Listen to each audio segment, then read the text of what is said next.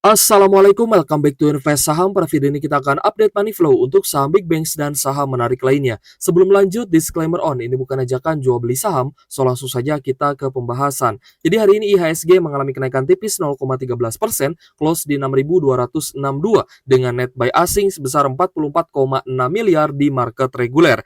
Namun, di market tunai dan negosiasi ternyata ada net sell sebesar 259 miliar, sehingga untuk all market hari ini masih ada net sell 214 miliar. Nah, kita melihat bahwa Presiden Indonesia Bapak Prabowo Subianto akan menemui Presiden Amerika Serikat yakni Donald Trump untuk membahas soal tarif resiprokal. Padahal kemarin sudah diputuskan ya untuk Indonesia ada perubahan tarif dari 32% menjadi 10% saja, juga untuk 75 negara lainnya akan ditunda kebijakan tersebut selama 90 hari atau 3 bulan. Nah, jadi selama 3 bulan mendatang ini menjadi kesempatan yang sangat bagus ya untuk kita buy on weakness dan juga nantinya kita bisa melakukan take profit ketika harga saham sudah naik tinggi. Namun di sisi lain ya kita melihat adanya dugaan manipulasi ya dari Presiden Donald Trump untuk bisa mencari keuntungan di pasar saham Amerika Serikat. Dan sebenarnya hal ini juga sudah pernah terjadi ya di market kripto. Ya, itu juga dilakukan oleh Presiden Donald Trump. Nanti kita akan bahas guys ya bagaimana kronologisnya. Kita akan fokus dulu ya di mana perang dagang antara Amerika Serikat dan juga China ini semakin memanas. China ya lalu membalas menaikkan tarif impor Amerika Serikat menjadi 125% setelah sebelumnya Amerika Serikat juga menaikkan tarif impor untuk China. So, kita belum melihat ini adalah sebuah ending ya, tapi kita akan melihat kelanjutannya seperti apa dan sampai mana akhirnya apakah akan terjadi negosiasi antara Amerika Serikat dan juga China. Ya, kita berharap seperti itu karena jika perang dagang terus terjadi maka rupiah pun akan sulit menguat. Dan hari ini rupiah kita juga ada pelemahan ya 0,2% di level 16.819 rupiah per 1 USD-nya. Jadi sebenarnya menjadi concern juga ya kita melihat bahwa rupiah kita semakin melemah dan ekonomi kita juga belum kunjung membaik. Sehingga kedepannya tetap ya kita akan tetap waspada dengan bagaimana pergolakan perang dagang ini. Apakah akan berdampak negatif untuk Indonesia ke depannya atau malah sebaliknya akan berdampak positif? Kita sih berharap akan ada dampak positif guys ya, terutama untuk ekspor impor antara Indonesia dan juga Amerika Serikat. Oke guys, jadi saham pertama yang akan kita analisa di video ini adalah saham BBRI, tentu saja dengan fitur chart dan banda detektor dari Stockbit Sekuritas, aplikasi saham andalan yang saya gunakan untuk berinvestasi. Dan jika teman-teman ingin menggunakan fitur-fitur lengkap dari Stockbit, silahkan teman-teman mendaftar dengan linknya ada di kolom deskripsi. Nah, jadi keunggulan dari fitur chart di Stockbit ini, teman-teman bisa menggunakan lebih dari 2 indikator sekaligus tanpa adanya biaya bulanan ya guys ya. Karena kalau misalkan teman-teman menggunakan TradingView, itu akan ada biaya bulanannya. Sedangkan di fitur chart Stockbit ini tidak ada biaya bulanan gitu ya untuk teman-teman menggunakan lebih dari 2 indikator gitu ya. Jadi mau 4 mau 5 indikator sekaligus juga tidak masalah. Jadi hari ini saham BBRI menjadi saham yang paling banyak dijual asing ya, terutama di market reguler, dengan net sell mencapai 125,7 miliar. Namun kita melihat ya, hari ini ada koreksi 4,4% dikarenakan hari ini adalah ex-date dividen dari dividen finalnya saham BBRI yang membagikan dividen final Rp208 per saham. Nah, hari ini yang akumulasi BBRI adalah investor domestik dan juga investor retail gitu ya. Jadi memang dimanfaatkan ya sebaik-baiknya oleh investor domestik ini untuk bisa mengakumulasi BBRI di bawah 3.800-an. Nah, jadi hari ini penurunan yang terjadi di BBRI itu sempat mencapai angka dividen trap-nya di angka 5% lebih ya. Tapi karena ada sedikit kenaikan, ya minusnya hanya 4,4% saja. Nah, jadi hal ini terjadi karena memang ada akumulasi dari investor domestik dan rata-rata investor domestik dan investor retail sudah paham bahwa ketika ex-date dividend akan terjadi penurunan sebesar dengan dividen yield yang dibagikan alias dividen trap. Nah, dividen trap ini bisa dimanfaatkan untuk kita membeli saham bagus di harga murah meskipun ya guys ya tidak dapat dividen seperti itu.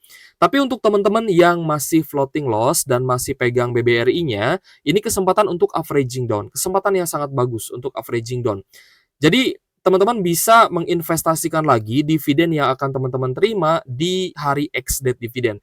Maksudnya gimana, Kak? Ya kan, nanti ada payment date dividen. Kita belum terima nih di X date dividen, kita belum terima dividennya. Nah, maksudnya seperti ini, guys. Misalkan teman-teman hitung ya dengan jumlah lot yang teman-teman miliki, misal teman-teman mendapatkan dividen dari dividen final BBRI ini sebesar 50 juta. Misalkan seperti itu. Nah, ini kan belum payment date ya, belum dibayar nih dividennya. Tapi teman-teman mungkin bisa menalangi dulu ya dengan uang yang lain gitu ya. Teman-teman bisa alokasikan dulu untuk ambil BBRI-nya lagi averaging down di hari X date dividen sebesar atau senilai yang sama gitu ya. Jadi misal teman-teman averaging down dengan total yang akan teman-teman terima dari dividen itu let's say 50 juta. Teman-teman averaging down dulu nih di X date gitu ya. Nanti teman-teman kembalikan lagi uangnya ya ke semestinya gitu ya, 50 juta tersebut dari dividennya. Jadi dividen ini akan direinvestasikan lagi tapi di harga yang lebih murah. Karena biasanya kalau misalkan kita tunggu payment date itu harganya udah naik duluan gitu ya. Jadi dividen trap-nya sudah ketutup kalau misalkan kita menunggu payment date baru reinvestasikan lagi. Ya, tapi kalau misal teman-teman menggunakan cara ini, teman-teman buy on weakness lagi nih di hari X date ya, di ketika terjadi dividen trap, nah maka teman-teman bisa mendapatkan harga yang bagus gitu ya, atau harga yang lebih murah. Seperti itu ya caranya atau strateginya ketika teman-teman mau mereinvestasikan lagi uang dividen untuk tambah muatan ya dan juga melakukan averaging down terutama untuk saham-saham big banks. Nah, jadi BBRI hari ini ex date sedangkan untuk Bank Mandiri ex date-nya besok ya. Untuk Bank Mandiri, kita lihat ya, hari ini adalah hari come date dividen. Sedangkan di hari Senin, tanggal 14 April menjadi tanggal ex date-nya Bank Mandiri. Nah, teman-teman juga bisa melakukan hal yang sama ya guys ya, dengan dividen Bank Mandiri. Jika memang ingin direinvestasikan lagi dividen Bank Mandiri, sekaligus untuk averaging down, maka lebih bagus ketika ex date dividen. Tapi ya teman-teman harus menalangi dulu ya uang dividennya. Nanti di payment date teman-teman bisa membayarkan kembali. Seperti itu. Tapi saya tidak menganjurkan ngutang ya, kalau karena investasi itu kan harus dengan uang dingin ya, bukan dengan uang panas ya dari hutang itu sangat tidak dianjurkan. Jadi untuk Bank Mandiri hari ini kita lihat ya ada sedikit kenaikan 1,4% close di Rp5.100 per saham. Tanggal 11 April hari ini ternyata ada distribusi ya, masih ada distribusi terutama dari AK, ZP dan juga BK, asing masih net sell 301 miliar dan menjadi saham pertama yang paling banyak dijual asing.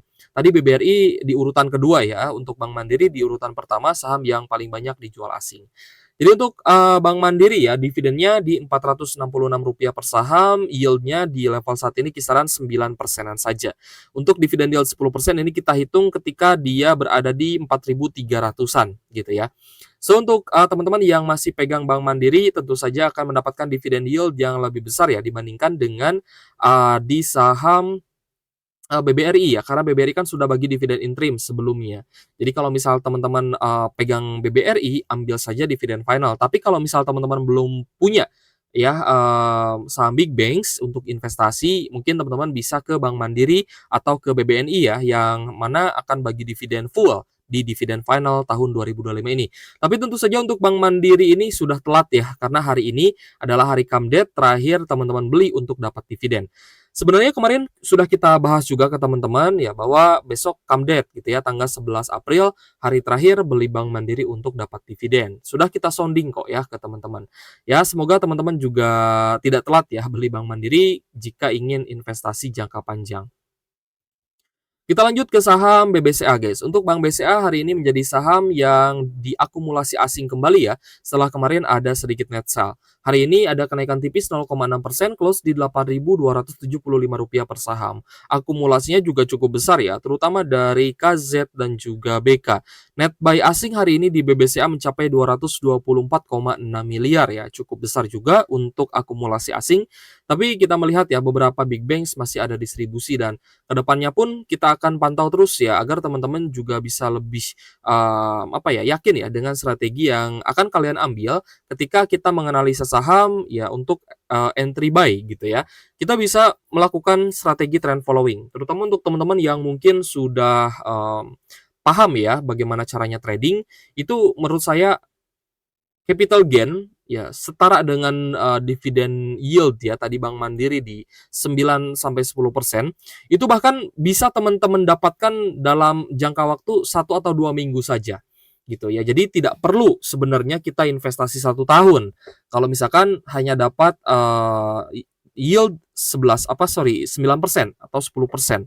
Dari capital gain terkadang kita dapat capital gain yang besar gitu ya. Bisa mencapai ya mungkin 20% gitu ya, jika memang posisinya bagus dan momentumnya pas, gitu ya. Kita akan bahas ya terkait dengan momentum, trend following nanti ya di, next video ketika teman-teman nanti sudah agak ini ya, agak santai ya, karena saya yakin ya hari ini juga teman-teman banyak sekali memantau saham-saham yang, mulai rebound. Untuk BBNI hari ini ada kenaikan 3%, close di Rp4.390 per saham ya. Kita lihat hari ini kenaikan 3% ini disertai dengan adanya akumulasi yang bagus ya, terutama dari AK dan juga KZ dengan net buy asing 70 miliar ya untuk saham BBNI.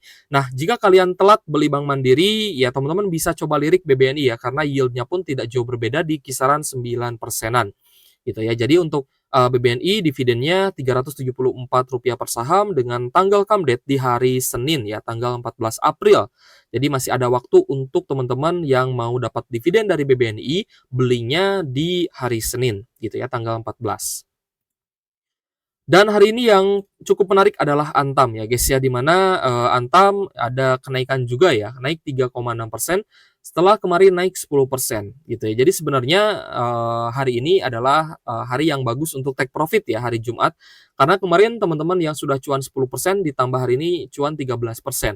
Nah, inilah yang saya maksud gitu ya, ketika kita ya punya posisi yang bagus gitu ya, dengan strategi yang bagus untuk buy on weakness di saham-saham yang memiliki fundamental yang oke, maka terkadang kita mendapatkan capital gain yang lebih besar dibandingkan dividen yield-nya.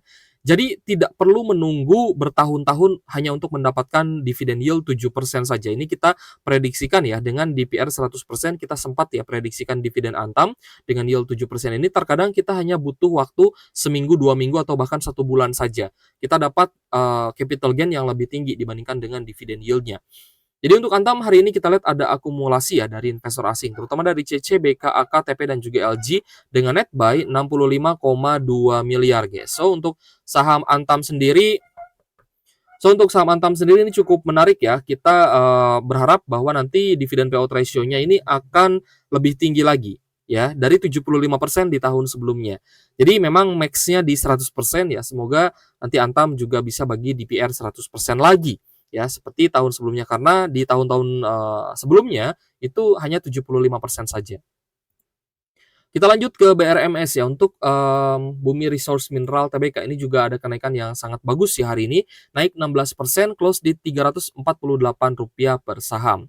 Lalu kita lihat ada akumulasi juga ya, terutama dari asing, ada AK, CC ya, dan lainnya seperti LG, BK ini juga akumulasi. Net buy hari ini sebesar 45,9 miliar untuk saham BRMS. Nah, di weekend kali ini kita akan bahas juga ya saham-saham yang teman-teman request di kolom komentar. Jadi kalau misal teman-teman ada requestan saham ya, ataupun meminta strategi ataupun nasihat ya, silahkan tulis saja di kolom komentar. Weekend kali ini kita akan bahas untuk teman-teman. Oke guys, terima kasih sudah menonton dan semoga bermanfaat untuk teman-teman ya. Sekali lagi, jika kalian ingin menggunakan fitur-fitur lengkap dari Stockbit untuk melakukan trading ataupun investasi saham gitu ya, silahkan teman-teman mendaftar dengan link yang ada di